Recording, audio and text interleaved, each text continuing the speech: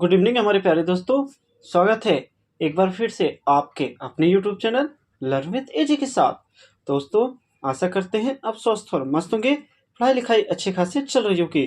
दोस्तों, जैसा कि मैंने आपको बताया था, मैं आपके न्यू सीजन 2024-25 की प्रोज, पोएट्री, सप्लीमेंट्री तथा ग्रामर के सारी टॉपिकों को कवर करवा रहा हूँ, जिसमें मैं आपके प्रोज के पहले चैप्टर तथा पोएट्री के 2 चैप्टर और सप्लीमेंट्री के 1 चैप्टर द थर्ड लेवल की पूरी हिंदी समरी, ठीक है, और उसके हिंदी एक्सप्लेनेशन के 2 भाग ऑलरेडी अपने चैनल पे अपलोड कर दिए हैं। जिसे आप मेरे चैनल पे जाएंगे तो आपको वहां पर क्लास 12 प्रोज न्यू सीजन 2024-25 तथा क्लास 12 पोएट्री न्यू सीजन 2024-25 तथा क्लास 12 सप्लीमेंट्री न्यू सीजन 2024-25 के नाम से प्लेलिस्ट बनी होगी, जहां से आप सारी वीडियो को देख सकते हैं। अगर आपने मेरी पिछली वीडियो को नहीं देखा है तो आपसे रिक्वेस्ट है, सबसे पहले जाए हमारी उस पिछली वीडियो को देख लें, ताकि हमारी इस वीडियो को आपको अच्छे से समझ में आ सके।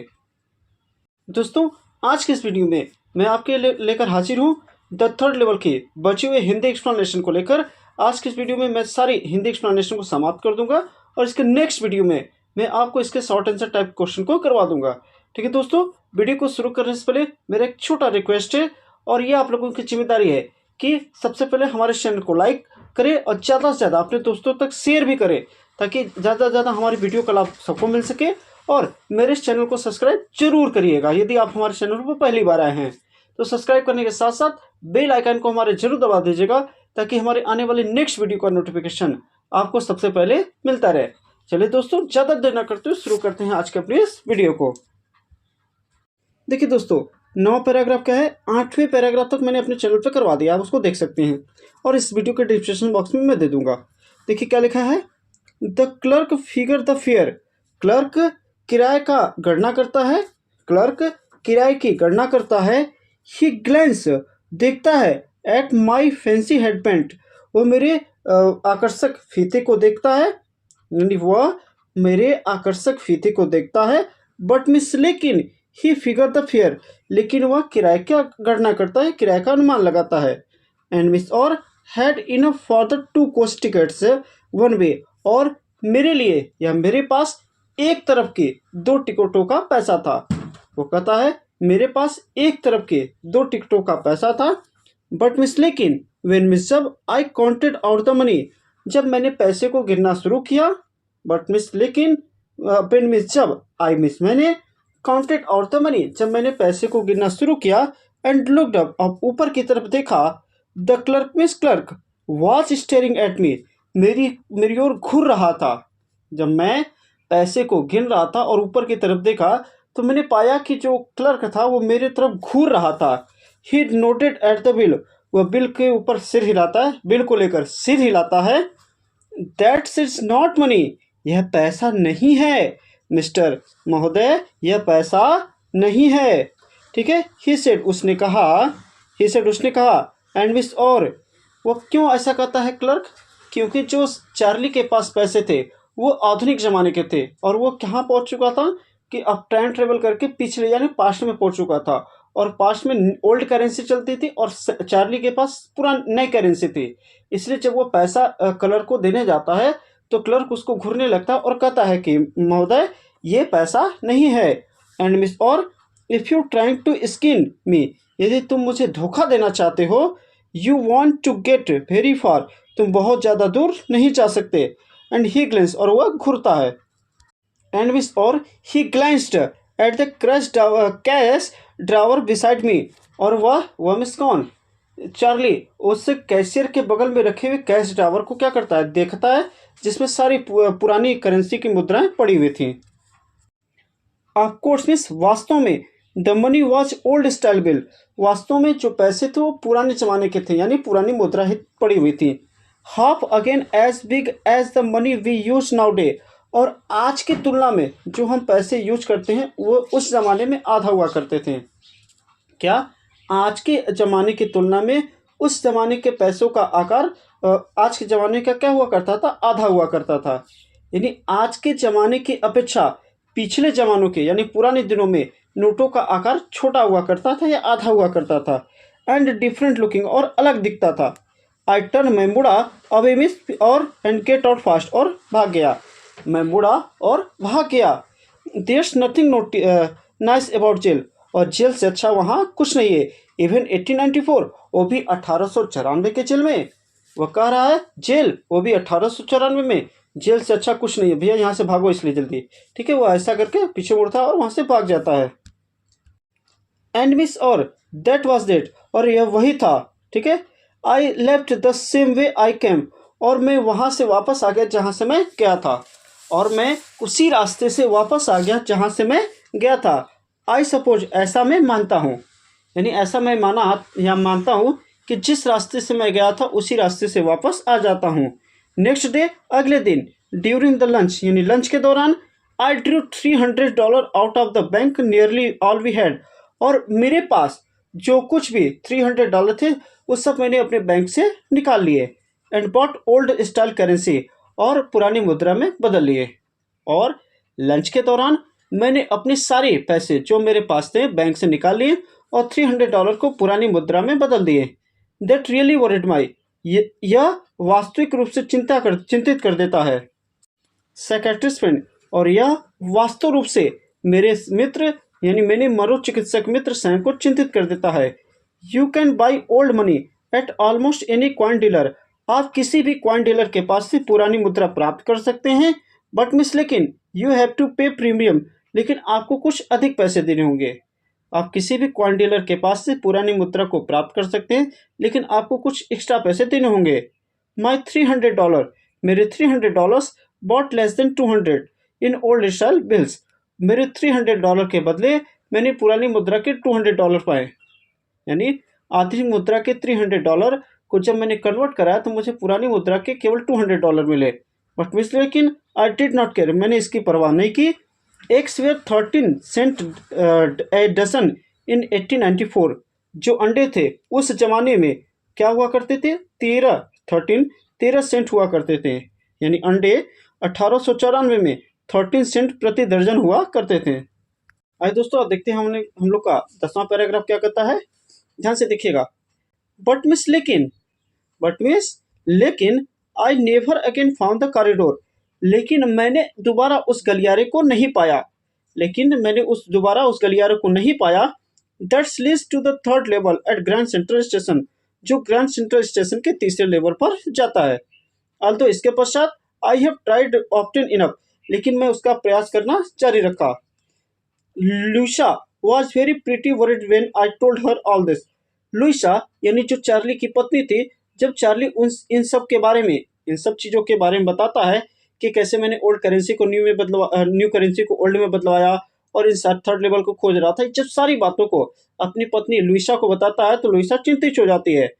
ठीक है, and did not want to me, और वो मुझसे नहीं चाहती थी टू लुक मिस, खोजने के लिए, for the third level any more, अब वह मुझसे चाहती थी कि अब मैं थर्ड लेवल को दोबारा न खोजूं। एंड आफ्टर ए वाइल, कुछ समय के पश्चात, आई स्टॉप, मैंने खोजना भी बंद कर दिया। जब वो मेरी पत्नी मना करती है तो मैंने कुछ समय के बाद खोजना भी मना कर दिया या बंद कर दिया। I went back to my stamp, मैंने स्टाम्प कलेक्शन को वापस करना शुरू किया। But now we are both looking every weekend, लेकिन हर सप्ताह के अंत में मैं उसे क्या करता था, उस थर्ड लेवल की खोज किया करता था। लेकिन हमने प्रत्येक दिन उससे खोजना बंद कर दिया, लेकिन प्रत्येक सप्ताह के अंत में मैं और मेरी पत्नी लुइसा उस थर्ड लेवल को खोजा करते थे। बिकॉज मीन्स, क्योंकि नाउ वी हैव प्रूफ, अब हमारे पास सबूत है। दैट मीन्स कि अब हमारे पास सबूत है। दैट मीन्स कि the third level is still there, कि तीसरा लेवल वहाँ पर है। क्या? अब मेरे पास सबूत है कि तीसरा लेवल अभी भी वहाँ पर है। माई फ्रेंड सैम, मेरा मित्र सैम विनर डिसअपियर्ड, गायब हो गया था। क्योंकि वो कहती है लुइसा कि अब मुझे विश्वास हो गया कि थर्ड लेवल जरूर से है, क्योंकि जो चार्ली का दोस्त है, मनोचिकित्सक दोस्त सैम विनर था, वो गायब हो चुका था। नो बडी नो वेयर, कोई नहीं जानता था कि वह कहाँ है। बट मिस, लेकिन आई सॉर्ट ऑफ सस्पेक्टेड, लेकिन मुझे संदेह था। क्या? बट मिस, लेकिन आई सॉर्ट ऑफ सस्पेक्टेड, लेकिन मुझे थोड़ा संदेह था। बिकॉज मिस, क्योंकि Sam's a city boy, Sam एक शहर का लड़का था। And I use to tell him, और मैं उसे बताया करता था अबाउट गैलिसबर्ग के बारे में, और मैं उसे गैलिसबर्ग के बारे में बताया करता था I went to school there, कि मैं वहाँ स्कूल जाया करता था।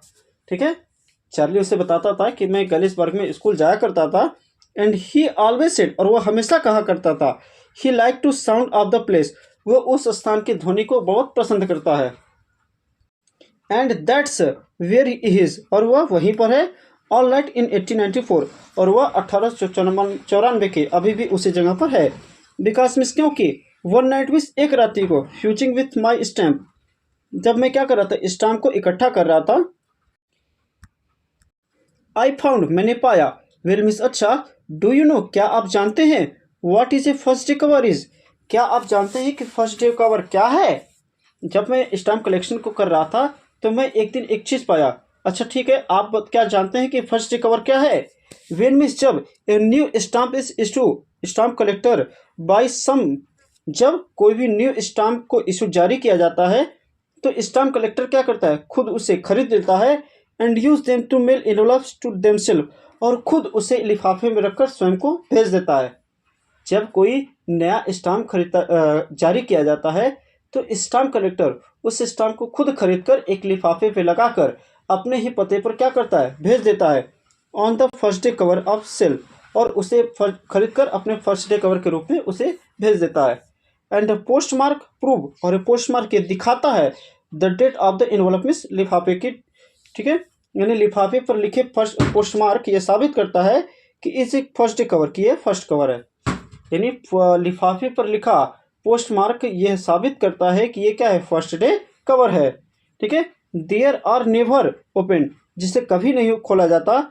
You just put blank paper in the envelope, और केवल लिफाफे में खाली एक पत्र या कहे तो कागज से रख दिया जाता था। उस लिफाफे में एक खाली कागज को रख दिया जाता था। दोस्तों, अब हम अपने अंतिम पैराग्राफ पे आ चुके हैं। अगर वीडियो आपको अच्छा लग रहा हो तो इस वीडियो को लाइक करते हुए ज़्यादा से ज़्यादा अपने दोस्तों तक शेयर करते रहिए, और ताकि हमें भी ऐसे मोटिवेशन मिलता रहे, और इसी वे में मैं आपके लिए वीडियो को बनाता रहूँ। चलिए दोस्तों, ज़्यादा देर न कर शुरू करते हैं आज की अपनी इस लास्ट पैराग्राफ को। देखिए, दैट नाइट, उस रात्रि को, एमॉन्ग माई ओल्डेस्ट फर्स्ट डे कवर, मेरे उस सबसे पुराने फर्स्ट डे कवर में से, आई फाउंड, मैंने पाया, one that should not have been there. क्या है दोस्तों, एक बार फिर से देखिएगा। आई फाउंड, मैंने पाया, one that should not have been there, जिसे मैंने एक फर्स्ट डे कवर पाया जिसे वहाँ पर नहीं होना चाहिए था। बट देयर इट वॉज, लेकिन वह वहाँ पर था। इट वॉज देयर बिकॉज, वह वहाँ पर इसलिए था, बिकॉज मीन्स क्योंकि, someone has mailed it to my grandfather, किसी ने इसे मेरे दादाजी के पते पर भेजा हुआ था। And in at his home in Galesburg, उनके गैलिसबर्ग के घर के पते पर, किसी ने उनके गैलिसबर्ग के घर के पते पर मेरे दादाजी को भेजा था। That's what address on the envelope said, और इस पर लिखे एड्रेस ये बताता है। And it had been there since July 1894, और इस पर जो डेट लिखा था वो लगभग था 18 जुलाई 1994 में। The post mark show that, यह पोस्ट मार्क दिखा रहा था। I did not it remember it all, I did not remember it all, मुझे इस चीज़ों को याद नहीं था।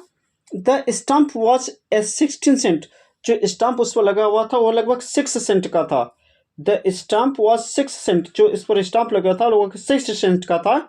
डल ब्राउन, लगभग धुंधला और हल्के भूरे रंग का था, और धुंधला और हल्के भूरे रंग का था। With A picture of president Garfield, जिस पर राष्ट्रपति गारफील्ड की फोटो लगी हुई थी। नेशनल में स्वाभाविक रूप से, वेन में जब the envelope come to the grandad in the mill, संभवतः यानी स्वाभाविक रूप से जब वह लिफाफा दादा के पास आता है, it went right into his collection, वह इनके कलेक्शन में पड़ा रह जाता है। स्टे देयर, और इसी जगह रह जाता है। जब वह मेल दादाजी के पास आता है तो वह उनके पास इकट्ठा करने में उसी जगह पड़ा रह जाता है। टिल आई टुक इट, और मैं इसे उठाता हूँ आउट एंड ओपन इट, और इसे खोलता हूँ। तब मैं इसे उठाता हूँ, यानी उस लिफाफे को, फर्स्ट डे कवर को मैं उठाता हूँ और उसे खोलता हूँ। This the paper inside was not blank, और इसके अंदर जो पेपर रखा गया था वो खाली नहीं था।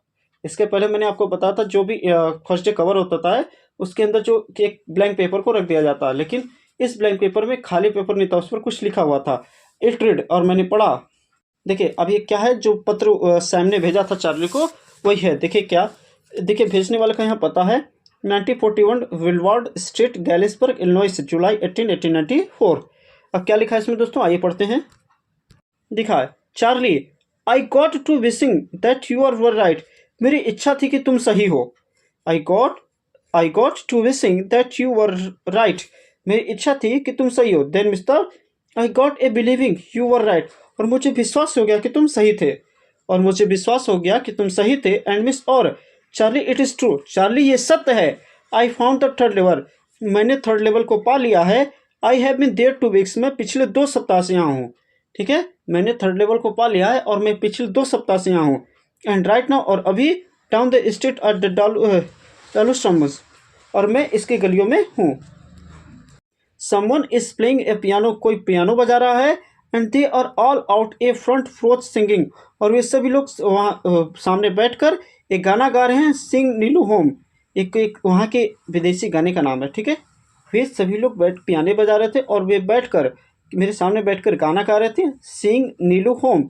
ठीक है, and I am invited over the लेमेंडोंट।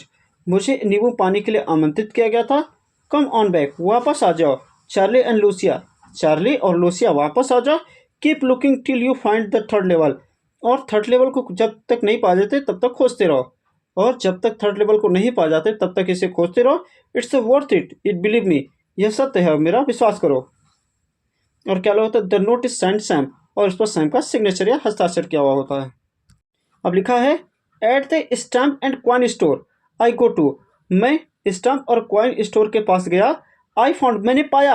Out the Sam bought $800 worth of old style currency.